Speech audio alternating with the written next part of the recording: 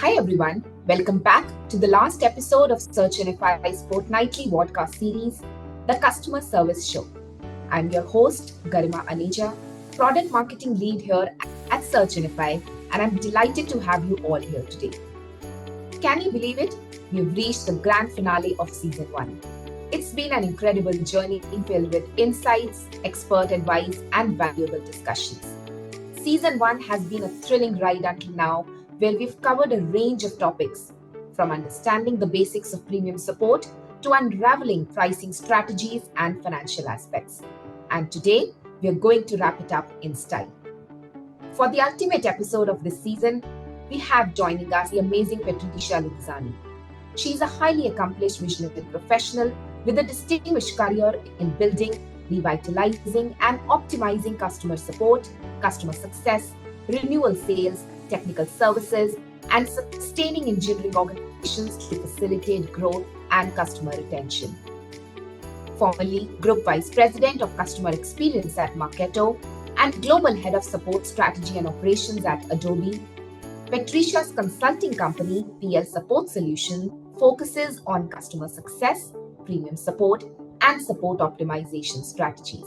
Welcome, Patricia, to the episode. Thank you. Glad to be here. And Patricia, before we dive into today's exciting session, let's take a quick trip down the memory lane and recap some of the highlights from our previous episodes. We've had so many insightful discussions with experts like Sahana P. from Automation Anywhere joining you, Daniel Rees from DDR Advisory talking about internal partnerships, and Steve Cohen joining us from NetApp. But before we dive in further, Patricia, as we now wrap up Season 1, if I may, what were your biggest goals with this series, and how was your experience throughout this insightful journey on premium support? Thank you so much, Garima. I have had such an amazing time with this series. I have to say it is very near and dear to my heart to be able to share as much as possible to help support leaders become a part of the premium sales team. Being able to create premium services and having your seat at the strategic table for your company is key to making sure that you can move and evolve your support services further and fund your support services for the future. Just a little bit of a look back, just to remind everybody of what we covered. We started off talking about why support is important. We moved on to feature, offer, and offer drivers to analyze some of the features that you may want to include. We moved on to pricing strategy in our third session, and then we had a very rich discussion on internal partnerships in our fourth session. And then fifth, we covered financials, and finally, we wrapped it up with technology and tools to make sure that you can automate and scale for the future. It has been a journey, Patricia. I agree. And now, the moment our audience has been waiting for, our much-awaited AMA session. So, Patricia, are you ready to answer some interesting questions which we have got from our audience over the last few days? I'm ready. Awesome. Let's dive deep into it. So, the first question we have from our audience, Patricia, is how can companies strike the right balance between offering premium support but without alienating customers who opt for standard support? Right, so the key to this is making sure that you have differentiated levels of service and to make sure you've clearly defined your standard service and have it posted. And I always try to include this in my acknowledgement process within the case acknowledgement process. Then you can deliver very quality service to your standard customers. Next, I would say identify some of your high ARR customers that are still on standard and try to work with sales and CSMs to upgrade them to premium support services. If a customer is in an escalated state or unable to upgrade to premium support, set some guidelines to monitor these higher ARR customers to minimize a risk of critical issues happening. Then for premium support, there are value driver services that should be delivered only to premium customers. For example, health assessments, event management, premium sessions, or even release management, just to name a few. If a standard customer is in an escalated state and ultimately would make a good candidate for premium support, I always recommend resolving the escalation first. You can have some defined or limited premium services that you offer, say maybe two premium sessions or a health assessment, but make it clear that this is part of premium support or state of value. Customer is escalated, escalation is resolved, then you can present premium support for future risk mitigation. I really recommend never delivering free support or free premium support, I should say, as it's difficult to manage a customer back to standard support if they've been getting premium support for free. And if a customer has faced very serious product or service issues, you can always offer 1 to 2 months at no cost, as long as they've signed the first year premium support contract for subscription. That's really insightful, Patricia, and thank you for the answer.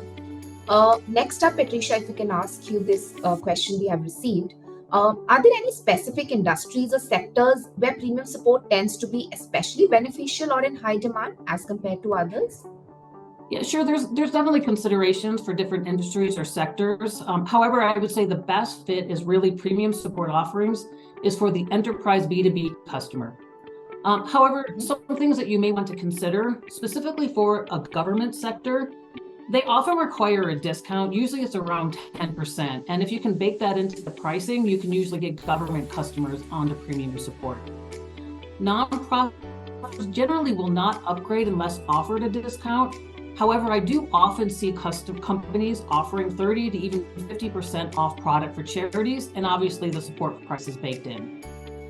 Healthcare and financial verticals are very conscious of security and are open to paying for additional security features. Some features include encrypted data storage, HIPAA compliance, pen testing, security audits. These types of things can be offered as value-added services. Additionally, industries running in mission-critical or life-impacting services where uptime is essential is a great opportunity for upsell to premium support. Examples are medical device companies or emergency services such as firefighting and ambulance response. The features to mitigate outage risk include health environment assessments, maybe error monitoring, event management, and of course, accelerated critical case response.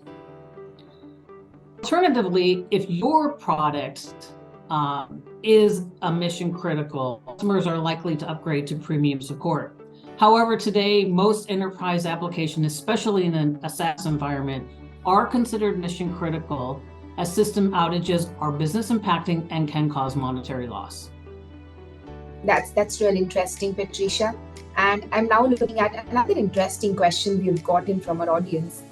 How does the competitive landscape impact the decision-making process when it comes to designing and enhancing premium support features and offerings? Yeah, another really great question. We covered this really briefly in session 3, where we talk about market analysis landscape. Yeah. And we offer a format if you want to compare feature by feature. However, I do always recommend that you provide an overview and look at the competitive landscape to make the best approach for your offerings. For example, if you are in a competitive or hyper-competitive landscape, especially, this can be a differentiator and maybe a justification for higher investment. If you have a competitive advantage already, you may want to just focus specifically on support quality or consistency and coverage. That being said, I always recommend to compare your support offerings feature by feature with your direct competitors. This way you can make conscious decisions of your features that you set and prepare sales for discussions with customers who are weighting your products against competitors. This may help you identify current or potential competitive advantages. Keep in mind that direct competitors may have different customer segmentation, and I always do recommend reviewing third-party CSAT sites that can give you an idea of competitor support ratings compared to their posted offerings. Also, aligning with your product brand is really important for consistent messaging. For example, a high-end upmarket product messaging should have pricing and full service support that's consistent with that message. Personally, I like to make sure my premium services meet or beat my competitor services. Unless a certain feature cannot be delivered within cost constraints or a feature has low customer value. Most important, don't create Me Too support offerings. So I recommend competing your customer feature value assessment before looking at your competitive offerings. Point noted, Patricia. Thank you for that. The next question I think is one of my favorites. As a marketer, I think we're always juggling between conversion, leads, and demo data and analytics. And I understand how important that is for assessing the importance of premium support and the test of premium support. So, Patricia, how can organizations use data and analytics to refine and optimize their premium support offerings over time? Yeah, this is a great question. And why, if you remember back in our stages, we showed the growth, the last one, showing an iterative cycle. There's obviously many challenges, and we do cover a little bit of some of the course correction challenges in session 5, if you want to take a peek back. However, specifically related to data-driven methods for approving offerings, I recommend analyzing the following. First, feature consumption. By tracking all delivered features as a support case, you can run aggregate reports on features that the customers consume the most and look at outcome and resolution themes. Then taking CSAT or VOC data, you can cross-check the feature consumption with the satisfaction of the cases to help you understand services that are not valuable or staff training. Premium surveys. I always recommend surveying your premium support customers quarterly or annually. This survey can include and value rating. So having that balance and understanding which features have high value compared to the satisfaction you're delivering is super important. Then loss assessment. If your company tracks churn reasons as they should, adding categories for support churn can help you understand why customers are dropping support and how you can fix it. And then last but certainly not least, customer and internal feedback. Talking to your customers to understand their experience, or to the CSMs and sales to understand why customers buy and stay on premium support. One additional point I would make is because you will evolve your support offering features based on the data analysis and features by gathering feedback, I recommend you do not include the feature details in customer contracts. If you can include a brief description of standard versus premium support entitlements, point to an online data sheet with the feature descriptions, and state that features are subject to change. This way you can evolve your features clearly without tracking specific features for individual customers. Great. Thanks for those insights, Patricia. I would strongly urge our audience to visit the customer service show on our website and have a quick recap of the episode for more details. Patricia, moving on to our next question, and this is something we've gotten from a couple of audience members. What are some common challenges organizations face when determining the pricing structure for the premium support services, and how can they overcome these challenges? There are many challenges when setting price, and this is why price and evaluation is part of the final growth process of the offer creation process. We do cover this in session 3. However, I wanted to talk about some of the common issues with pricing strategies. First off, goal alignment. While we might have started in alignment, sometimes goal alignment can get out of alignment by operational changes or threats to the business. For example, let's say that the primary goal was to cover and increase retention. Then a new external threat to the company revenue causes a drive for additional revenue. This may impact the margin goals for premium support. So the best way to overcome this is to make sure you validate with finance or margin goals, and then report and validate your achievements in a quarterly business review to make sure you're always staying in alignment. Don't just continue to assume alignment is there since you had it from the beginning. Nextly, I wanted to talk about cost versus market tolerance.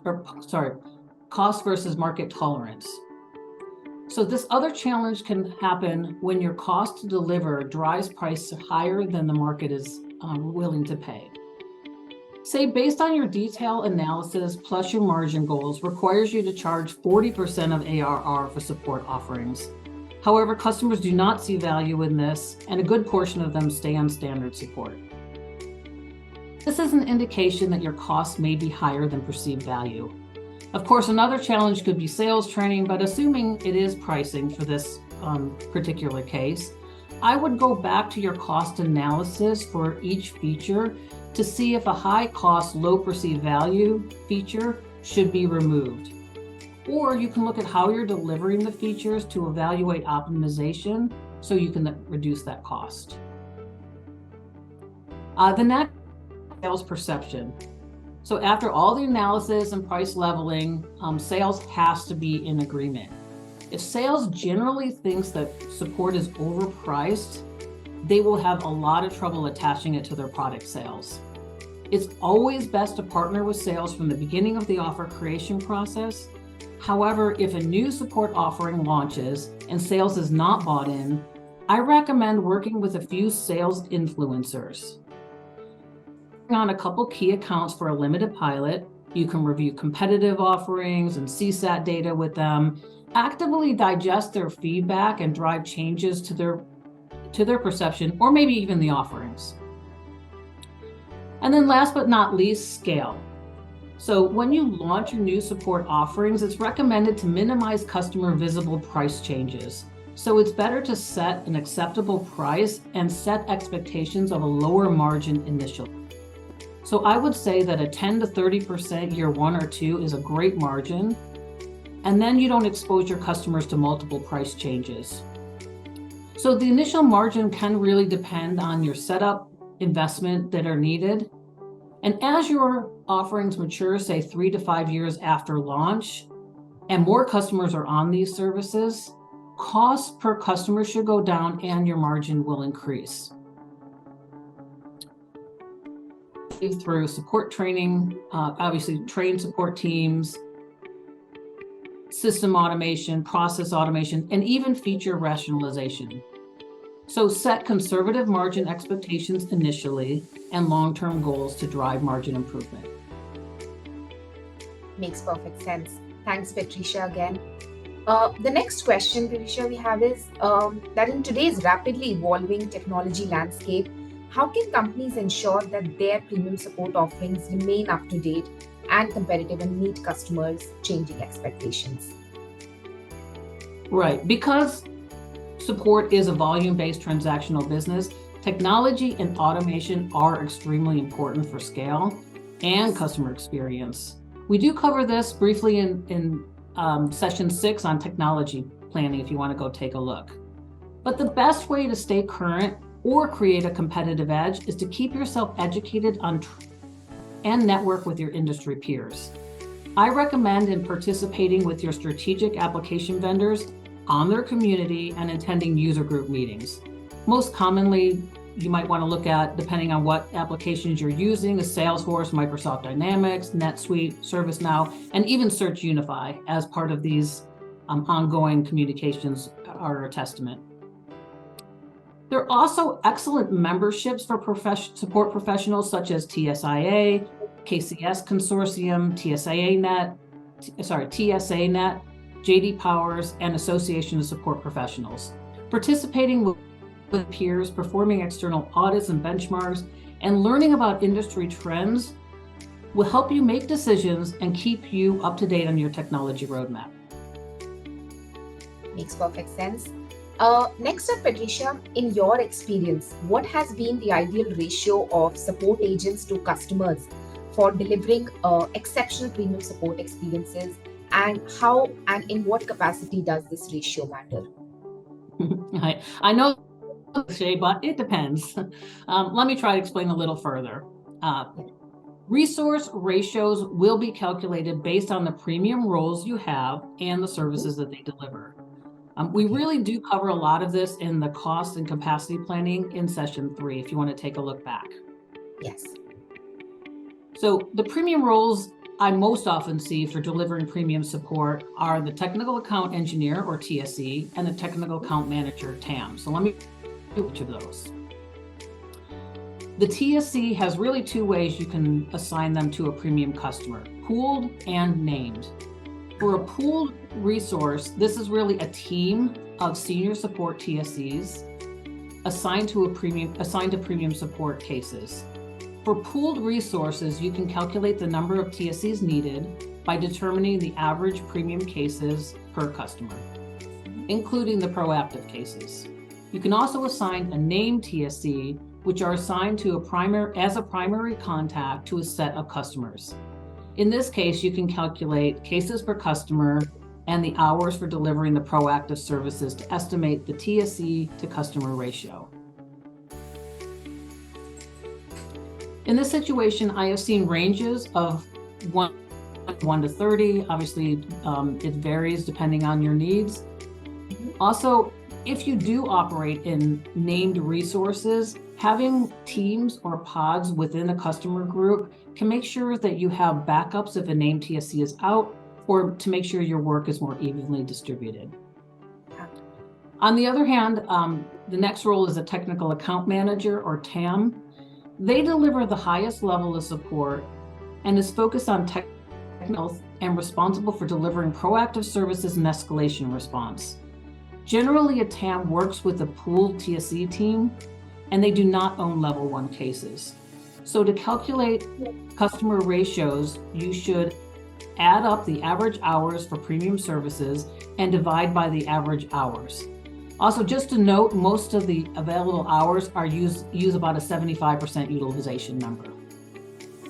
I have seen ranges for TAM of 1-to-1 or dedicated, which we don't like to use that word, but that is actually the word for a 1-to-1, for a large ARR customers, to 1-to-15 for less involved services. Mostly the ratios fall between 1-to-5 and 1-to-7 for TAM assignments.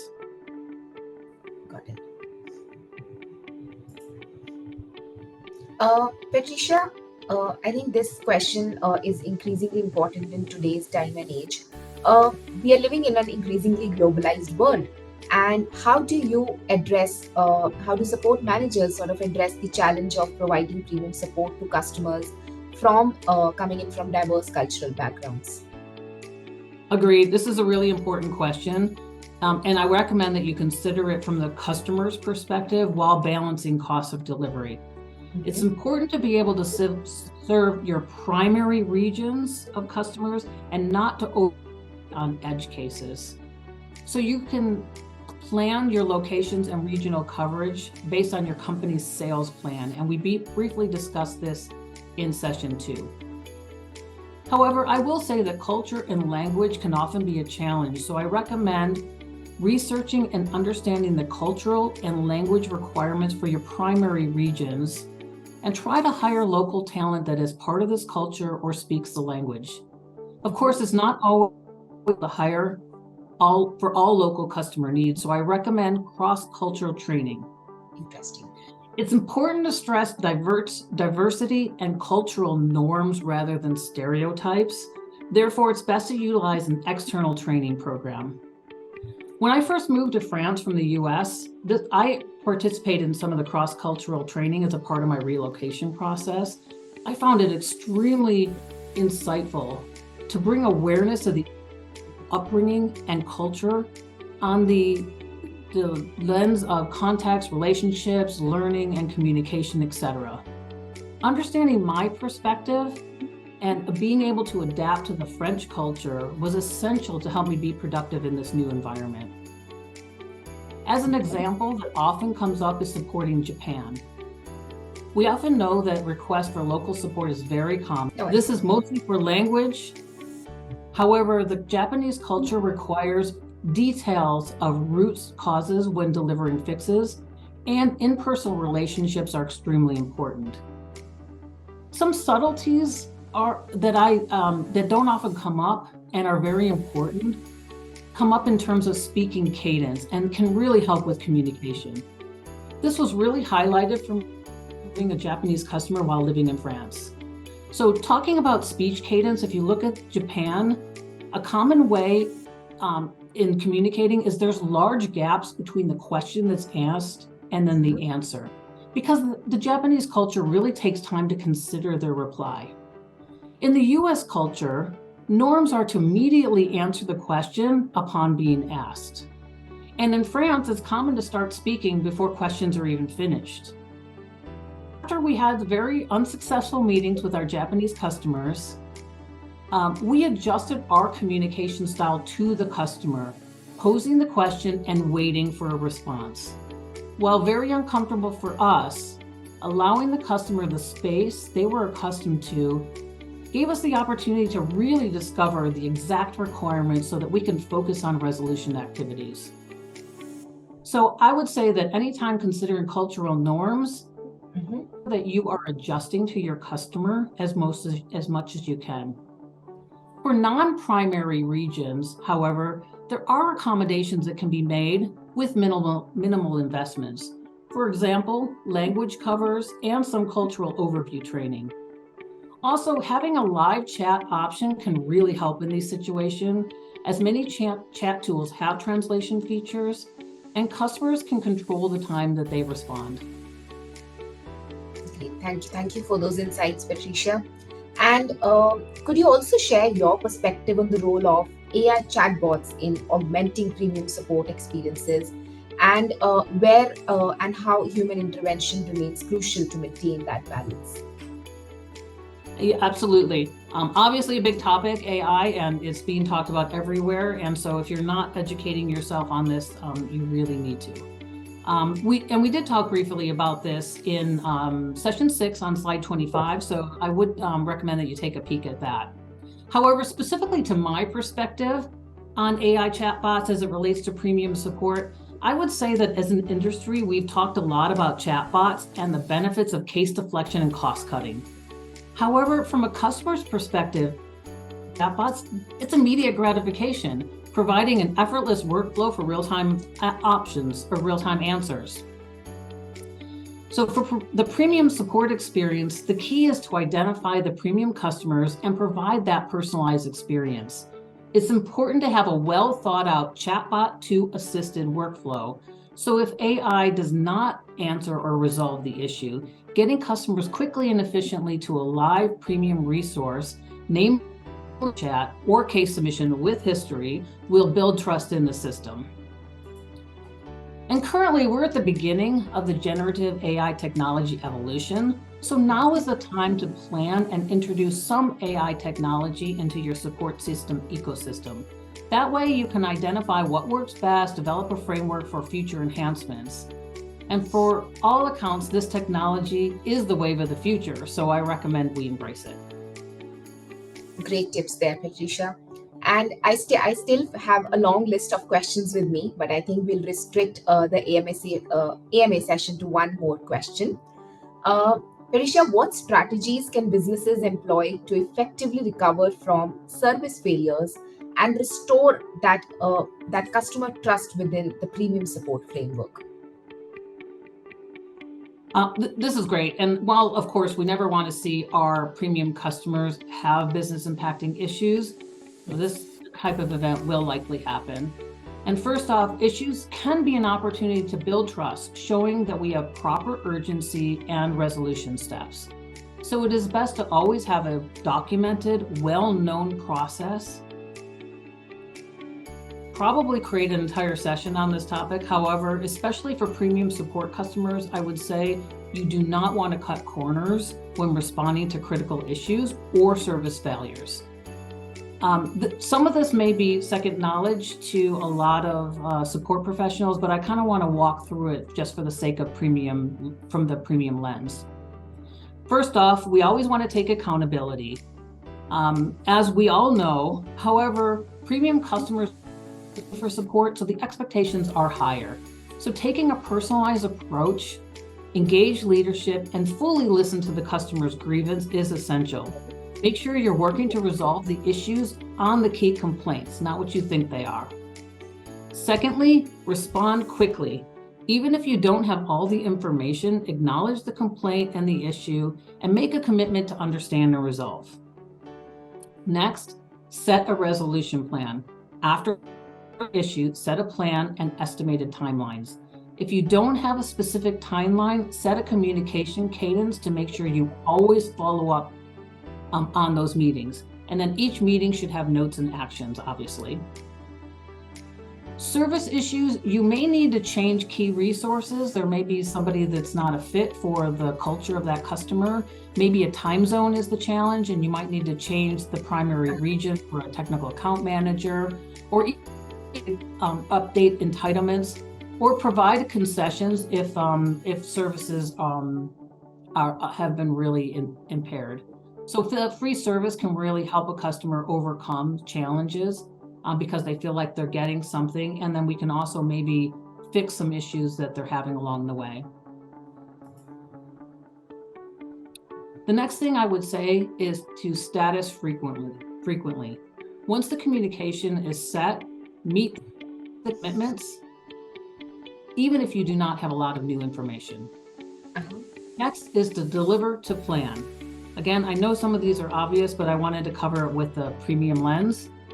So delivering to plan based on setting, you can always set a new service plan, make sure that it's in place, and make sure that a product fix is in place. And then typically after everything is resolved, I like to set a 1-month post-resolution follow-up meeting to validate that the issue was indeed resolved. And then finally, I would do a formal outline of future mitigation. So I recommend creating a standard document, usually a reflect and correct for service issues or root cause analysis for product or system issues. The format for both are pretty similar. What went wrong, the duration or business impact, correction steps, for future occurrence.